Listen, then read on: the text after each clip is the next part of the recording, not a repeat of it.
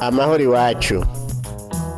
Kaze mu kiganiro amahoro iwacu, ikiganiro tuvuganamwo ingene amahoro yifashe aho ubaye. Mu gitegurirwa n'ishirahamwe Transworld Radio mu Burundi, ifashwe mu mugongo n'umugambi Christian Initiatives for Peace CIP hano mu Burundi. Kaze mu kiganiro amahoro iwacu. Ndaguhaye mwiriwe nshuti mugenzi, mukuzwa kino kiganiro amahoro iwacu. Uri kumwe na Desmond Akiza hamwe n'umutumire wacu, turi kumwe hano. Ndabaramukije. Murashobora kwidondora ariko uratwumviriza? Yego cyane, jewe nitwa Remy Habyarimana, nkorana n'ishirahamwe Maison Lueur d'Espoir, ikigo c'ivyizigiro, nkaba ndamukije n'aba ariko baradukurikirana. Urakoze cyane.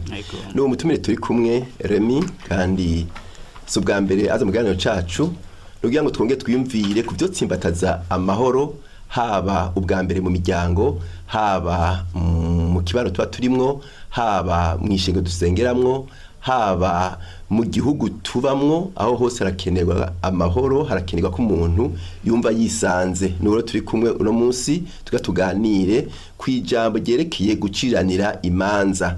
Iri jambo rikora ku bice byose washaka by'umuntu cyangwa by'igihugu n'ahakorera hose, ariko kandi reka tuvyumvire ku gatoya twumve ico zakona bamwo nk'abantu b'Imana, nk'abari mu gihugu c'u Burundi. Mutumire wacu kazugira kandi umve wisanze, twagomba rero tuganire kuri ijambo giso guciranira imanza. Wewe nk'ijambo ryumvise wocu kubwira ngo iki ariko ratwumviriza? Murakoze cyane. Iri jambo guciranira imanza ni ijambo kumbure mbere washaka kubemera Yesu Kristo yaranarivuze ko, kandi arishimikije ko cyane, kuko wewe yagira ati ntimuciranira imanza, ntimucira imanza abandi kugira namwe mutazotsindwa. Yari kwarasaba ati uravye neza arabandanya akagira ati kenshi buryo ugucira urubanza uwundi yagereranije kwa afisa akantu gato cyane mu jisho giwe ariko aracira urubanza, mugabo we afise ico mu Kirundi bise ngo inkingi, sinzi ko yo kwigwa mu jisho, mugabo kwari ukuvuga ikintu kinini ya gose. Ariko kandi ico kirakomeye gose, kubera guca urubanza burya ni ikintu atari ciza. Mugabo kandi ko kubera ububi bw'umuntu, kamere y'umuntu igomba cyane kwiruka ku kibi kurusha kuciza. Uco usanga rero bw'ivyo vyoroshe guca urubanza kurusha ibindi byose. Ico rero kiranagoye gose, kuko ni ikintu kigize ubuzima bwose. Ingingo dufata dutegereza kubanza gufata ingingo, mu ngingo ufata nuko uciye urubanza.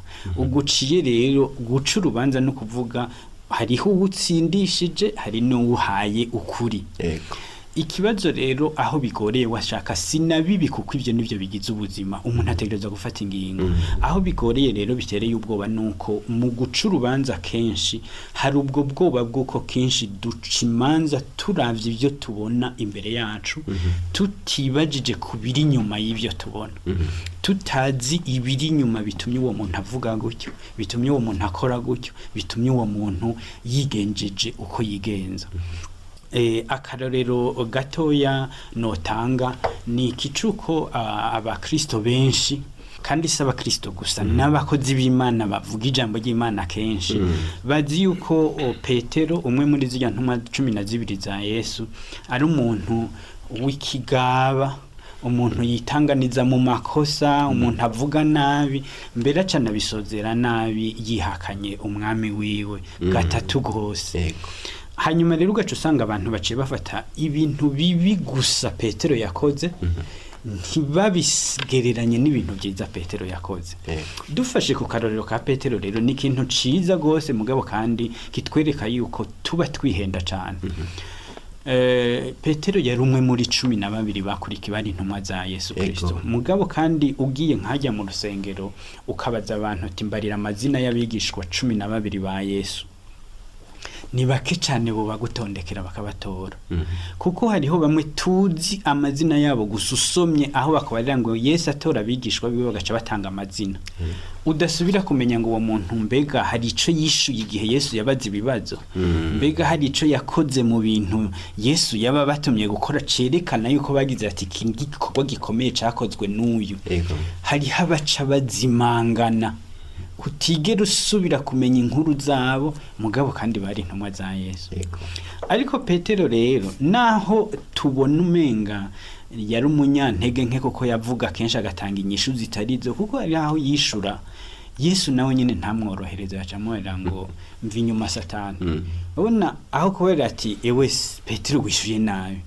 agacamwera ngo mvi nyuma Satani nukuvuga yabamwereza ati ibyo si wewe bivuze ni Satani ariko arakuvugira muri wewe ivyo birumvikana yuko Petero yari umuntu w'umunyantege nke ashobora ku mugabo dufashe ngo dutondeke ibintu byiza biboneka yuko Petero yakoze usanga ari byinshi gose cyane gose turabona Petero nahajya tubona yihakanye Yesu Kristo agiye kubambwa hajya ugiye kuraba none ukibaza akarorero abandi barihe abandi bigishwa barihe uravye neza ukiga ukaraba nko mu gitabo ca Luka ni wasa nk'uwandika nk'utanga uko vyari ko biragenda gose avuga yuko bakiri hariya mwitongo baje gufata Yesu bose baciye bahunga ariko ikintu gikomeye jewe nibaza ko yaba twigisha neza tugira tuti turabukuraho kuri tuba dushimira Petero ca mbere nuko Petero ivyo yavuga yarabishitse hajya Yesu Kristo yaba bari ati burya Satani yabasavye ngo abagerageze ariko wewe nagusengeye niwa marakurama uraremesha bagenzi bawe ubwo bwari ubuhanuzi bwa Yesu abariye Petero kandi bwaciye bushika nk'amasaha ngaha heze mugabo ariko arabimubarira Petero yavuze ikintu gikomeye cyane agira ati twumvikane jewe nditeguye gupfana nawe niba rubupfa nditeguye kujana nawe mwibohero mbere no gupfa nditeguye gupfa aho rero uravye ivyo mu mwanya ukurikira yarabikurikirishikije Petero kuko cambere abantu kenshi tutabona iyo turiko turasoma Bibiliya ni kwibaza ngo mbega bigishwa ba Yesu biyumvira iki muri ico gihe bari abantu bazi yuko bizeye umuntu akomeye gose umwana w'Imana kandi ivyo navyo ni Petero wenyene yabivuze ca gihe Yesu abaza ati mbega mwumva bavuga ngo iki none mweho mu nyitande bakiri ko baribaza abandi mbere barahoze bikumbure biyumvira bahoze mugabo mu gutanga inyishu niwe yatevye aravuga ati we turazi kuri umwana w'Imana hanyuma naho nyene Yesu aramwana ati si we ubivuze kuko yarumva ko ari uguhishurirwa ko mbure kuvuye mu ijuru Petero rero bashitse aho baza kumufata bari bazi bati Yesu bagerageje kumufata kenshi ntibigeze babishobora no kuvuga ko none munsi naho baza bashobora kunanirwa benshi abahinga mbere baranabivuga bati burya Yuda yarakunda Yesu gose nawe nyene gusa nuko kumbure icambere hariho ubuhanuzi bwategerezwa gushika hariho umwe yategerezwa kumugura yagize bakwera ibi niba twogiti bako yuko ubwo bwashitse kuri we ica kabiri yari afise intege nke zo gukunda amafaranga mugabo acagira ati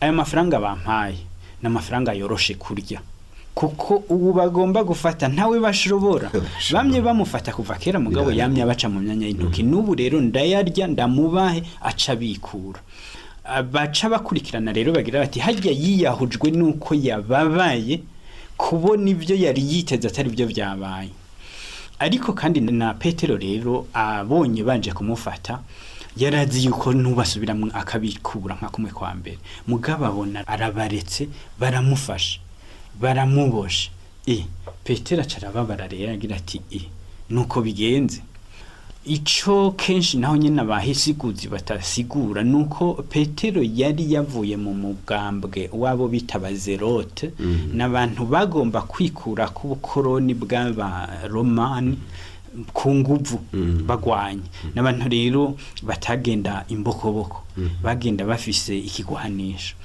ntibyumvikana rero ingene Petero yari amaze imyaka 3 ari kumwe na Yesu mugabo akaba yarakigendana inkota ico kumbure abantu bashobora kugira bati nawe nico naco nicerekana intege nke za Petero. Yego intege nke umuntu arazigira mugabo kandi ni akagira intege nke akagira naho akomeye. Petero rero ico gihe acazana inkota kugira ngo agwanirire wa mwami wiwe yibaje ati ngira ngo yobona nanje ngwanye arateba nawe avyure ubumana bwiwe yikure kwaba bantu. Aha rero ntibiboneka neza Bibiliya ntinabivuga ko mugabo nishize mu kibanza ca Petero yarababaye cane. Araje atanye inkota imbugita yari afise mu mpuzu agiye gufata umwe mu baje gufata Yesu aja kumutema aca je mvuga ko yahushije kuko mu by'ukuri naho Bibiliya bivuga sinibaza ko Petero yarondera ugutwi yarondera igisumbu ugutwi nibaza ko yagomba guca umutwe kugira ngo uwo muntu acapfa ubwo nyene hanyuma kumbure nawe arakwepa nkuko babivuga hanyuma ahitana ugutwi.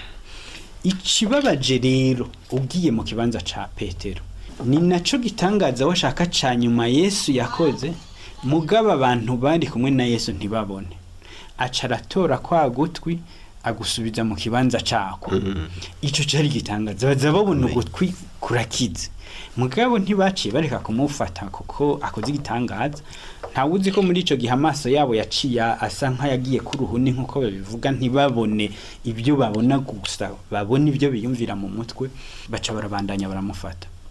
Petero rero aho yarababaye gose abonye n'inguvu yarashizemo kugira ati niba tungwana ku ruhande rwiwe turagwana. Aho rero ico ndakivuze ku kubera kuri jewe tubaye tutahengamye mu guca urubanza yaragerageje no kugwanirira Yesu kugira niba bamwicanaje turapfana. Ariko kandi ico guca ku murongo ngaha nuko aho naho kenshi abantu batavyigishako ngo abandi bigishwa bose bari bamaze kwiruka bose babonye bafashe Yesu baciye biruka kiretse umwe gusa. Na Yohani hajye usomye mu gitabo ciwe we warabivuga yaciye avuga ngo umwe Yesu yakunda ngo yaciye ahunga hanyuma ngo igiti gica gifata umutamana wiwe ngo acarawutahunga ari gusa. Nukuvuga rero na Yohana hajya yarahunze yagiye kugaruka gusa bashitse mu nzu umukuru abari bajejwe urusengero ariko ko kubera naho nyene yari inshuti yiwe yarazi yuko we washobora kwinjira atakibazo yarazi ko bari yabacunga kwirembo bamuzi bamureka kinjira. Ni naco kibazo Petero yagize kuko igihe yaraje yegera aho bari bacanye umuriro Yohana we nta kibazo yarafise kuko yarasi nko muhira. Aho nukwerekana rero yuko Petero niwe wenyene yerekanye ubutwari bw'uguguma inyuma y'umwami wiwe no gushika aho. Kandi naho yabaye novuga ko yagize intege nke akihakana Yesu mugabo kumbure kugira ngo ivyo Yesu yavugishijwe bishike naho nyene turabona ko ari intego nziza yagira ati ngumi ruhande y'umwami wanje ngumi ruhande y'uwo nakurikiye kwari kugira ngo arashitse bimwe yari yavuze. Petero rero tumuciriye urubanza tutahengamye ibyiza byinshi by'inkomezi byiza ni byinshi kurusha iby'intege nke tubona abantu baca bamwigishako. Tugaruke rero kuri ca kibazo cawe aho uvuga uti bigenda gute. Naho rero umuntu mu ntege nke zacu umuntu tangura kurondera ububi bwiwe naho vyoba vyiza bakobariye akantu kamwe bashizemwo gaca gatuma arako umuntu acabona kurusha ibindi. Umuntu ugasanga yakoze imyaka y'ubuzima bwiwe bwose mugabo ikosa rimwe akoze mu kazi bigaca bifuka vya bindi byose yaramaze igihakora ugasanga abantu ntibacibuka ibyiza yakoze ntibacibuka ubuhizi bwiwe babonye intege nke z'umunsi umwe gusa. Nivyo rero bica bituma abantu dusanga tuja mu mugwi wuko turabanyantege nke kuko duca tubona ibibi gusa. Ko umuntu rero yamana izo ntege nke hama hariho ikintu kibi no kubonako nubwo ntakibonye barakimbarira ugasanga rero ibyiza nakuziga byose byiza byinshi bifutswe nako kantu gato bambariye rimwe gusa. Ni ikintu rero kibi kuko gituma iciza kitakibaho, kitakigira ikibanza caco mu kubaho kwa misi yose. Mu buzi ugasanga umuntu bavuga gusa ikibi yakoze, mugabo ntibavuga ibyiza amaze imyaka myinshi ariko arakora. Mu rusengero ugasanga umukristo yabaye mwiza imyaka myinshi, agiye mu ntege nke rimwe, n'abatari bamuzi bagaca bamumenya, abatari baramenye ibyiza yakoze bagaca bamenya ico kibi kimwe gusa cabaye. Kuki abantu muri ubwo bube gito bwacu canke intege nke zacu no mu kuvuga tuvuga ibibi gusa, nibyo duha novuga urugero runini kurusha ibyiza abantu bariko barakora. Ni ikintu kibi rero kuko gica gituma abantu ubwa mbere baca babonana nabi, kuko ucubona ico kibi gusa bose ucusanga umenga nta muntu mwiza arimwo, nta muntu ashobora gukora ibyiza ari. Nivyo nta muntu mwiza muri ubu bwiza bw'uko atawukora icahabaho, kuko ijambo ry'Imana rirabivuga ngo bose bakoze ibyaha. Kandi muri ubwo buryo nyene duca tugira ugasanga ufise bimwe mu gifaransa bita les défauts et les qualités, no kuvuga intege nke naha handi rero ushoboye ufise ibintu ushobora kugira. Ariko rero ivyo bica bituma ku kubera uko gucimanza bica bidushira muri zangingo z'umwanya wose zituma umuntu rero ahebwa, arabwa nabi, avugwa nabi, ugaca usanga rero biragoye ko abantu basubira kwizerana, biragoye ko abantu basubira kubana neza mu rusengero nk'uko mwabivuze, mu muryango, mu gihugu, mbere no mu mibano ya misi yose, mu buzima bwa misi yose. Yego, murakoze cyane. Nk'uko muriko murabivuga biraboneka neza yuko guca imanza ni ikintu kiri mu muntu. Ubwa mbere guca imanza nk'uko tubivuga no kwihana no guca urubanza, sicyo none? Yego. Mbega umuntu yoca urubanza gute? Duhereye ku kwihana, turaye ingene twoduga bukebuke dushike no kuraba icyo twokora. Murakoze cyane. Twigisha ijambo ry'Imana. Yego. Benshi kenshi mu bakristo nka hose mu nyigisho za mbere batwigisha ririya jambo, ririya sengesho ngo twigishijwe n'umwami wacu Yesu Kristo. Aho mbere henshi mu masengero henshi barisubiramwo nka kenshi kuko bakoranye.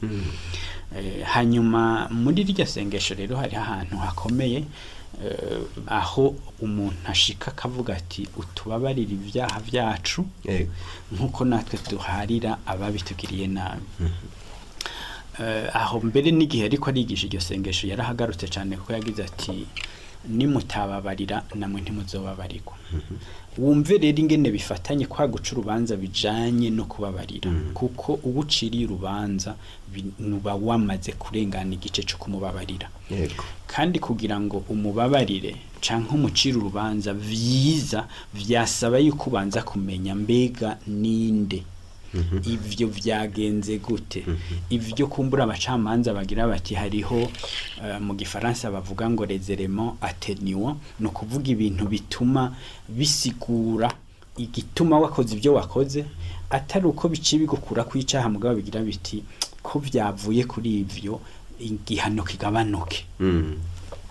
Abantu rero mu guca urubanza ikibabaje nuko nibyo nariko ndavuga, ntitwibaza ngo twishire mu kibanza c'uwo tugira ducira urubanza, ngo tubanze twiyumvire mbega ivyo nyarukije gukora birafise aho biva, birafise igituma. Urya muntu ntiyoba ari mu bibazo birengeye ivyo je nibaza, canke ico ntiyoba yagikoze kumbure nawe nyene atabizi, canke ivyo mfatiyeko ntigoba ari urukurukuru atari byo. Ni ibibazo rero vyinshi umuntu ashobora kwibaza, ariko kandi ugishize kure gose kuko ugize uti bivuye ku kwihana, kubabarirwa, kugira nivyo kumbure n'Imana igira iti wakoze byinshi akababarirwa byinshi, ni nawe yumva igiciro c'imbabazi. Wakoze byinshi ababari warumva ko ari murutswe. Ikibazo rero kenshi tuca tugira nivyo vyuko abana b'abantu nkuko turi twibagira n'ingoga. umuntu yagiriwe ibakwe akababarirwa ibyaha agakizwa. Gukizwa no kuvuga umunsi mpwemu yera amurika mu buzima bwawe akakwereka ibibi wakoze, ugasanga uri umuhemu imbere y'Imana. Noneho hakaba uko kurizwa n'ivyo ubonye wahemukiye Imana, ubwo bubi bwawe imbere y'Imana yera.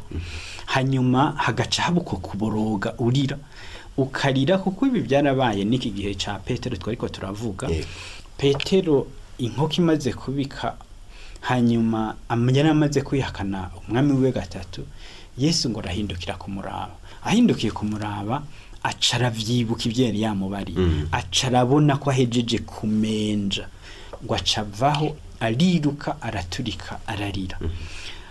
Nukuvuga muri warabonye ko yahemutse, arabonye ububi bwose, ariko haca habuko kurira bikurikirana no kubabarirwa, bikurikirana n'umunezero wo kubabarirwa.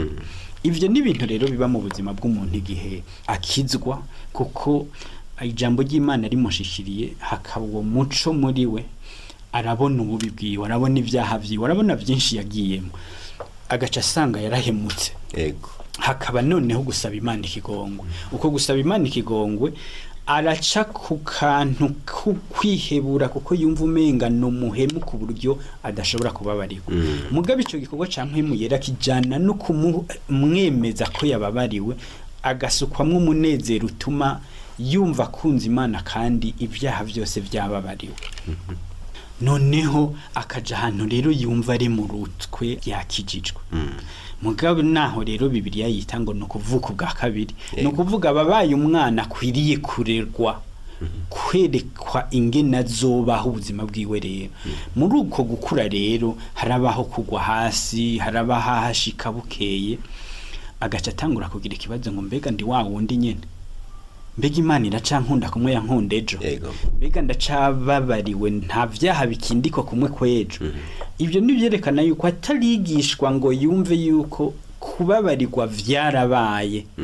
Ubu hari ukwezwa gutegerezwa kubandanya kugira ngo uwo mpwemu yera yaguhwemeje ibyaha abandanya kwemeza ibyaha n'ubu ni wabijamo kugira ngo wihane.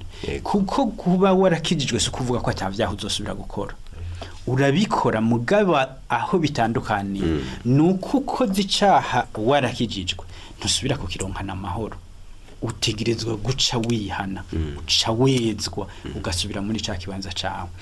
Naha rero haca haba ico novuga ibangabangana ry'uko rero kubabarira. Umuntu rero agumije ku mutima yuko yababariwe kandi aguma ababarirwa, vyo twibutsa ko tutategerezwa kwihuta guca urubanza kuvuga ngo nakabimeze uku nakabimeze uku nakabimeze uku, kuko natwe umwanya wose Imana yoshobora kuducira urubanza, kuko ku mwanya ku wundi tuba turi mu ntege, tuba turi muri ivyo vyaha. Ariko kuko itubabarira uko dusaba ikigongo, duca tuboneka nk'abera. Bajya rero bijya tubonye n'igitangaje, hari aho tubacira urubanza ku vyo bababariwe ko kera. Imana yababariye kera, mugabo tukabacira tukaguma tubacira urubanza tuvuga ko arabahemu ko bakoze ibi nibi na biriya. Dushobora no gusubira kuri iki karorero ka Petero, bariya bariko baramucira urubanza bagira ati yamara wewe muri kumwe mbere uvuga nkabo. Igihe yaja kurira ntibamukwirikiranye, igihe yababarirwa ntibari bakiri kumwe, kugeza igihe wewe yasubiye akaja mu bikorwa vy'Imana. Mugabo kumbura abo bamubonye bagira bati ujya turamunzi, nta muntu abesha nkawe, nta muntu afise intege nkawe. Nivyo rero dukwiye kwirinda, kuko igihe tuba turiko turaca imanza ibintu nk'ivyo bica bidushira mu ntege nkenye. Yego. Naha rero tugiye dusoze igice ca mbere cy'ikiganiro, ariko muri iyi minota ibiri isigaye dusoze kino kiganiro ca mbere ubwira icyo bariko batwumviriza. Bariko baratwumviriza no kumenya yuko guca urubanza benshi bobo baranabivuga ngo n'igihe utari ku rutoki muri zitanu umuntu afise n'imiburiburi zitatu ziba ziraba wewe. No kwerekana yuko guca urubanza nta wategerezwa guca urubanza gose ku wundi, kuko Yesu wenyene niwe yabivuga nkuko twabitanguye avuga ati reka umushumba sebuja bariwe kuko ni wazi vyiwe byose. biragoye rero kuko kenshi igihe duca imanza usanga ari nuko tuba tumenya inkuru, izo nkuru nazo ugasanga kenshi ntitwazironse mu bice byazo byose, ugasanga kumbure dufatiye ku kantu kamwe, umuntu rero turamugize igipfu imbere y'abantu, kumbure by'ukuri uko tubivuze atari kwari. Mu majambo make turafashije guhamba, sinovuga ngo kwica gusa, guhamba uwo muntu kandi agikomeye. Ariko igiteye ubwoba kurusha nuko dushobora kumucira urubanza wewe yera imbere y'Imana. Ico caha yaragikoze, kumbure ntiyagikoze uko turiko turabivuga, mugabe igihe yabibona yaciye asaba Imana ikigongo. Yejejwe imbere y'Imana akaguma umutsindwa imbere yawe, kandi kigoye rero wewe ukaguma ubarira abantu ko uwo muntu ari umutsindwa, urumva ubaye umubeshi n'inkozi y'ikibi kumurusha. Mu majambo make rero guca urubanza, kwihuta guca imanza na cane cane ku bintu tutazi, vyategerezwa kuja kure yacu, kuko nitwe tuba turiko turitsindisha, nitwe tuba turiko turishira mu bibazo, nitwe tuba turiko turishira mu ngorane. Yego. Njuti mugenzi mukuze kwiganiro amahoro iwacu, igice ca mbere katukigarukirize ngaha. Mwabonye ko twari kumwe n'umutumire Habyarimana Remy, niwe yabanye natwe muri kino kiganiro, kandi azodufasha mu gikurikira, kuko murumva yuko hariho byinshi byo kuvuga. Rero mwese batize yompi, Imana ibahezagire.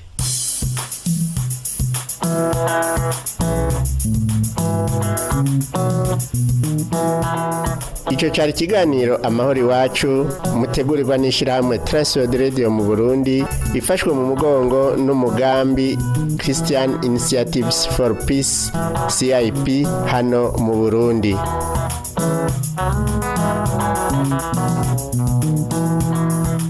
Ukaba nawe ugomba kutubaza cyangwa kutwunganira, utwandikire cyangwa udutelefone wanditse ukoresha agasanduku ka posta 1140 i Bujumbura, canke email twrburundi@gmail.com, canke naho ukatwandikira ubutumwa bugufi kuri telefone ngendanwa inomero 79 387 199 79